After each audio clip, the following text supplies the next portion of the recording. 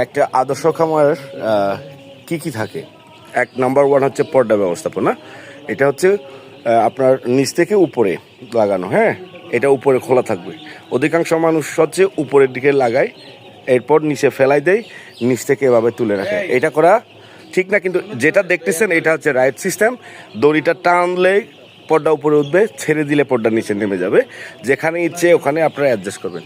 আর মুরগির বয়স 4 দিনে এখানে মুরগির বাচ্চা কতগুলা কৃষ্ণদা? হ্যাঁ, 1520 পিস। ওকে, 4 দিন পরে কিন্তু আপনার ব্রুডার মানে হচ্ছে এই গোল গোল করে যে 500 করে যে ব্রুডিং করা হয়, 4 দিন মাথায় আপনাকে ছেড়ে দিতে হবে, এরকম মোবাইল সিস্টেমে যাইতে হবে। আর আগে যেটা ছিল ওইটা হচ্ছে স্টেডিয়াম সিস্টেম নাকি? তো স্টেডিয়াম সিস্টেম থেকে এই সিস্টেমে এই দাদারা অক্লান্ত পরিশ্রমের ফলে হ্যাঁ আমরা এই রূপ দেখতে পাচ্ছি। অসাধারণ সুন্দর। সবাই দোয়া করবেন, আশীর্বাদ।